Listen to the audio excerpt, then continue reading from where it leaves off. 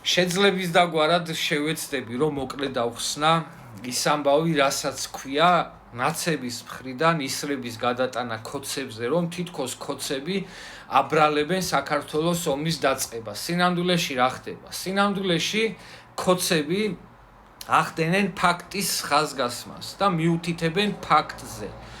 იმ ფაქტზე, რომელიც გახლავთ ევროსაბჭოს რეზოლუცია 1623, სადაც შავით თეთრზე მეხუთე პუნქტში პირდაპირ წერია, რომ ქართული მხარის მხრიდან ცხინვალის გაფრთხილების გარეშე დაბომბვამო გამოიწვია ესკალაციის ახალი ფაზაო და კერძოდ ესკალაცია ომის ფაზაში გადაიყვანაო. ზუსტად ასე წერია. ეს ნიშნავს იმას, რომ ქართულმა მხარემ დაიწყო ომი. დიახ, ამას ნიშნავს და მეც არაფერს. ასევე ამ რეზოლუციაში წერია, რომ ქართულმა მხარემ გამოიყენა საერთაშორისო სამართლის ნორმებით და სხვადასხვა კონვენციებით აკრძალული კასეტური ბომბები.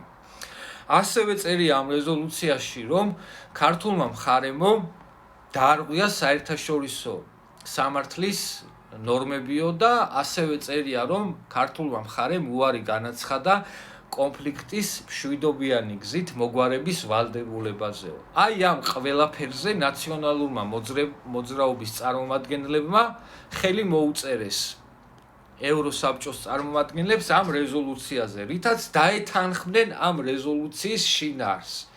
სწორედ ამას იძახის დღეს ქართული ოცნების ხელისუფლებაა, რომ ნაციონალური მოძრაობა გახლავთ ის პარტიაო, რომელმაც დააბრალა თუ აღიარა თუ როგორც არის ქართულ მხარეს და ქართულ სახელმწიფოს ომის დაწყებაო. მეც არაფერს არ იძახის ქართული ოცნების ხელისუფლება. მაგრამ ნაცები რისი ნაცები არიან, ტყუილი რომ არ ილაპარაკონ და უნამუსოდ რომ არ მოიქცნენ და შესაბამისად ეხლა ნაცები გაყვირიან, რომ თითქოს ქოცები იგონებენ ამას, თითქოს ნაცებს არ მოუწერიათ ხელი იმაზე, რომ ომი დაიწყო ქართულმა მხარემ და აი ქოცები იგონებენ დღეს თითქოს ამ რაღაცა სისულელეს. ასევე ნაცები იშვერენ ქოცებისკენ, რომ თითქოს ქოცები აკეთებენ რუსულ საქმეს. სინამდვილეში ვინ გააკეთა ამ ქვეყანაში რუსული საქმე?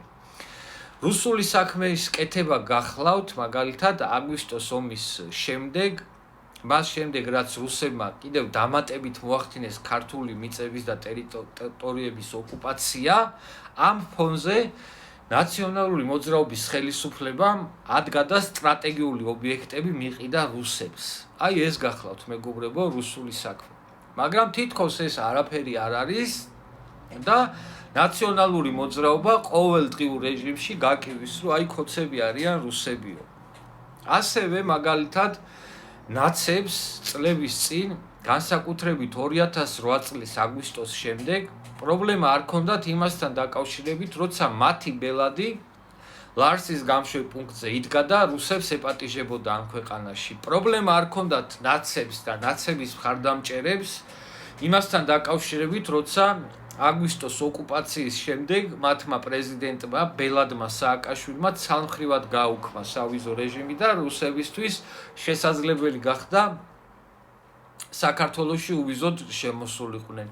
პრობლემას ვერ ხედავდნენ ნაცები იმაში, რომ მათი მხარდამჭერი მსახიობები თუ მომღერლები ჩადიოდნენ რუსეთში და მართავდნენ კონცერტებს და სხვადასხვა წარმოდგენებს.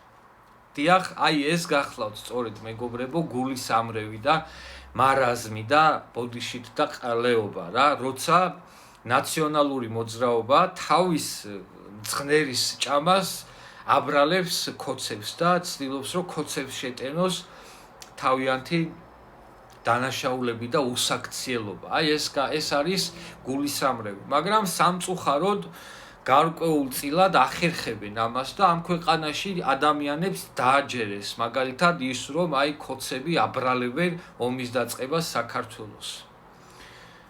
სამწუხაროდ კიდევ ერთხელ გავიმეორებ, მოახერხეს ნაცებმა და ამ ქვეყანაში ადამიანებს იმ დონეზე გამოურეცხეს წლების განმავლობაში ტვინები, რომ აი ესეთი მარტივი ჭეშმარიტების დანახვა არ შეუძლიათ ადამიანებს უბრალოდ წაართვეს ამის დანახვის უნარი. სამწუხაროა, მაგრამ ფაქტია. ეხლა რაც შეეხება ყბადაღებულ შეკითხვას, აი ეგრეთ წოდებული ჟურნალისტების მხრიდან, როცა ეცემიან ხოლმე და პრემიერ-მინისტრს და პარლამენტის თავმჯდომარეს და სხვადასხვა მაღალი პოლიტიკური თანამდებობის პირებს პირდაპირ უსვამენ ხოლმე შეკითხვას, რუსეთი მტერია?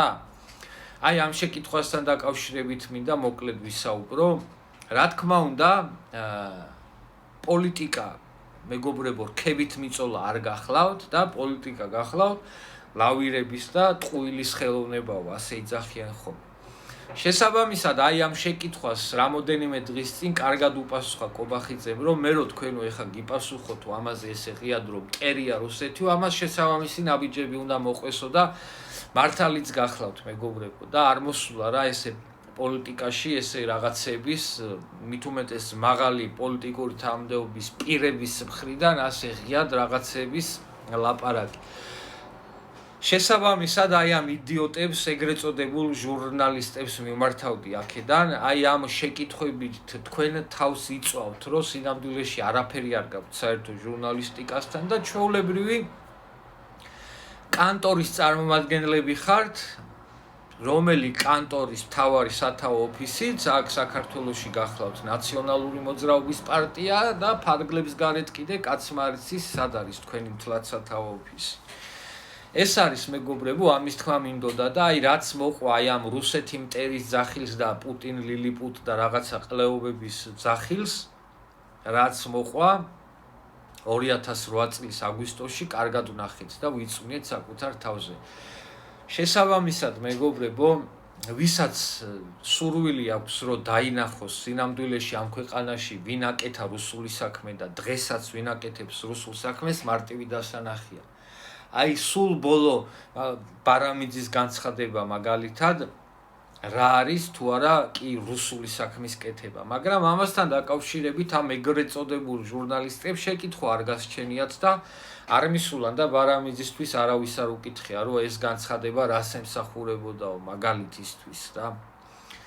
ასე რომ მეგობრებო, რა ვიცი, მაშინაც როცა ნაცები ამ ქვეყნის ხელისუფლებაში იყვნენ და დღესაც როცა ოპოზიციას წარმოადგენენ, კი ნამდვილად რუსულ საქმის კეთებით არიან დაკავებული, იქიდან მოყოლებული დღემდე და ეს გამოიხატება არა მხოლოდ მათი განცხადებებით, არამედ მათი საქციელებით და ფაქტებით, მეგობრებო. ეს არის და ეს ამის თქმა მინდოდა და ეხლა დაგემშვიდობებით, კარგად ზანდებოდეთ.